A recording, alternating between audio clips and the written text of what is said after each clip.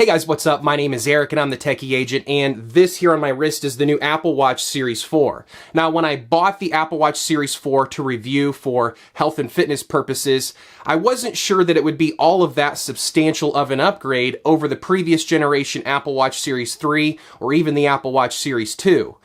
Boy, was I wrong.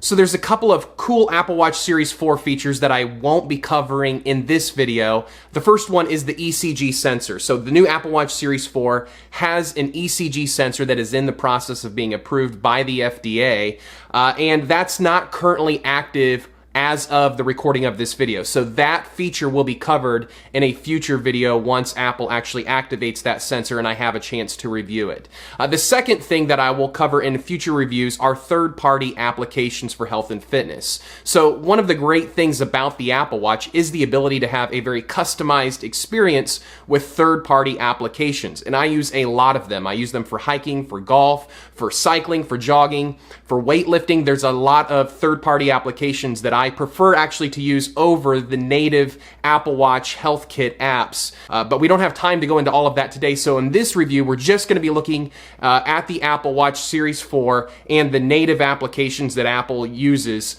to record health and fitness metrics. So stay tuned for those other videos in the future, and let's dive right into the review on how this particular watch performed as I took it through a wide variety of exercises. So the first thing that we obviously have to be concerned about with the Apple Watch Series 4 is the heart rate accuracy. And so it does have an optical heart rate sensor on the back of the device.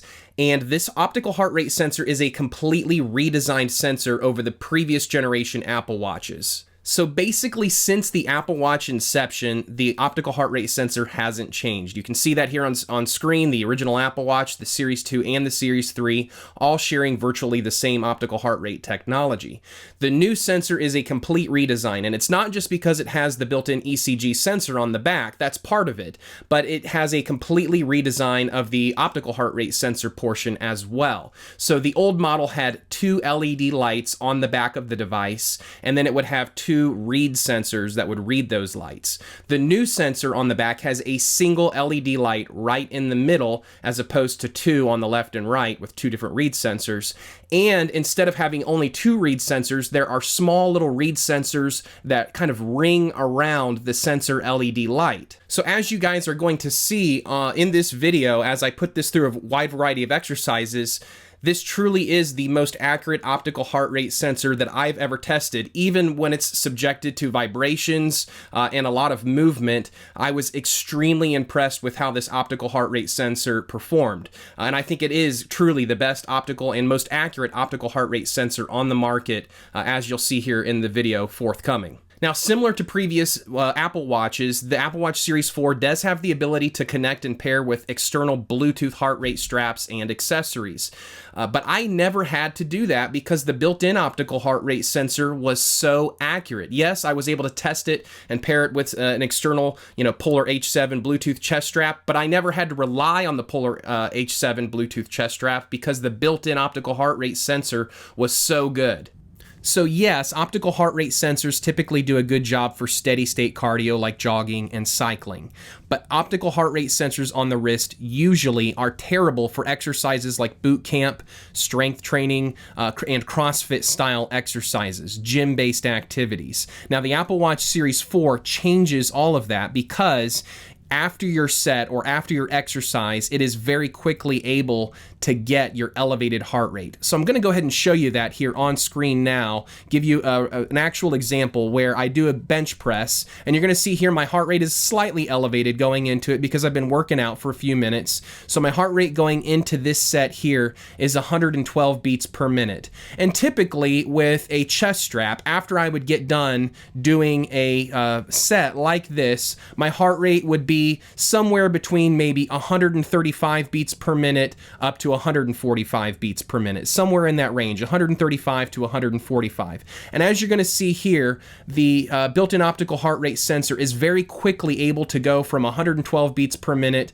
to 139 beats per minute, right in that spot where my heart rate should be, and it's able to detect that within just seconds after finishing that set. Now, one of the things I don't love is the way that Apple has their heart rate graphs on their app. So for strength training, this is all you're going to get. You're going to get kind of this sloppy heart rate graph.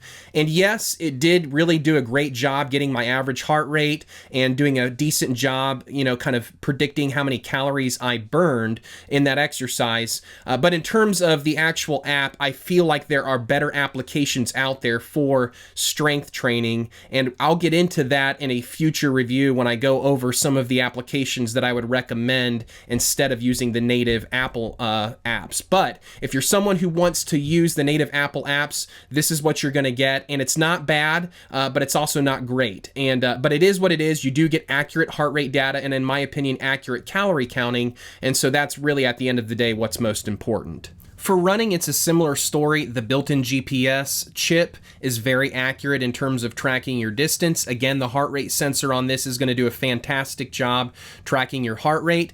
The built-in accelerometer will even track things like your average cadence. Now, that being said, again, the Apple application that provides you all of the metrics that are relevant to your run are very limited compared to other third-party applications that you could use, like, for example, Strava. So you can see on screen now, you're going to get your calorie information, your distance information, the total elapsed time, your average cadence, your average heart rate, and then your average pace. Now, you're not going to get specific metrics really as to what your max pace was, what your slowest pace was, all of your max heart rate, your lowest heart rate. None of that stuff you're going to be able to take a look at.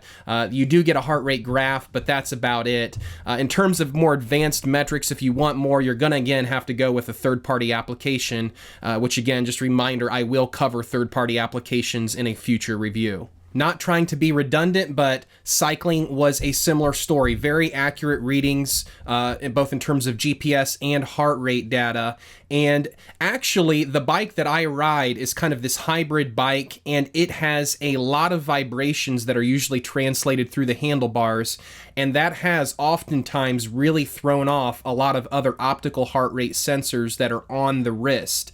The Apple Watch Series 4 didn't have any trouble with those vibrations. It was still able to perform really well and get a very accurate heart rate reading while going on multiple rides. I never had any dropouts, even though I've probably gone on 4 or 5 rides with the Apple Watch Series 4. So I was very impressed, both in terms of the GPS tracking and in terms of the heart rate tracking on all of these steady state cardio exercises and gym-based exercises. Now, I did go ahead and take this into the pool and test it out in a pool-based context because the Apple Watch isn't just waterproof. Yes, it is waterproof, but it also has swim tracking features. Now, before we even get to the swim tracking features, one of the things that I want to say is when you're using the swim tracking mode, the touchscreen is disabled, and then you have to use a gesture mode where you kind of push the button or rotate the crown in order to reactivate the screen.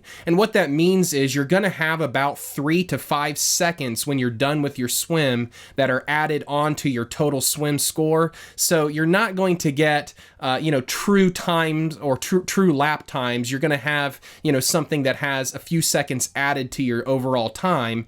Now, that may not be a big deal, and actually a lot of different swim trackers out there kind of have that inherent flaw where they're not going to be super precise in terms of tracking your time, but you do get some relevant swim metrics that are important to look at. So let's go ahead and take a look at what you get. So you're going to get your active and total calories. You're going to get your total distance, and that can be broken up over different laps as well below. You'll also get the total elapsed time, and again, that is going to be a little bit inaccurate. There's going to be a few seconds that are going to be added to that because of the having to disable the screen at the very end of your swim. You are going to have the watch try to get your heart rate information, but you'll notice here that it says that a chart is unavailable just because the heart rate information that's collected on the wrist wrist while you're swimming is very inaccurate. Now, the Apple Watch does attempt to get your heart rate because if you want, you can pair this with a Bluetooth sensor that is waterproof, like some of the waterproof heart rate sensors that Garmin offers. But in terms of its GPS accuracy and its heart rate accuracy, I would say that this overshadows just about every other general all-in-one fitness tracker that I've ever reviewed previous to this. So this really is, if you're just looking for a one-stop shop in terms of a smartwatch and a very robust fitness and health tracker, this really is the best option that the market has to offer. And you're not selling out. This is an extremely accurate heart rate sensor. This has a very good GPS chip. It's very accurate. So this really is a fantastic option for those of you who want a really great smartwatch and a really great fitness tracker. The new screen is definitely larger over the previous generation. It's noticeably larger. It's also very bright. It's clear to see even in direct sunlight. So working indoors or working outdoors, you're going to be very pleased with what you're able to actually see on your wrist. Here is my actual reaction the first time using the watch. I mean, just got done with the set, 146 beats per minute. Absolutely unbelievable. It's crazy what they've done. I've never had a optical heart rate sensor capture the heart rate this quick after a set. So it's so good I don't even need a chest strap, which is unbelievable. So super impressed. Now there's a lot more I want to cover about the Apple Watch Series 4, so stay tuned for future reviews and future content where I feature the Apple Watch Series 4, and make sure you hit the like and subscribe button. Hey guys, thanks for watching. My name is Eric and I'm the Techie Agent. We'll catch you next time.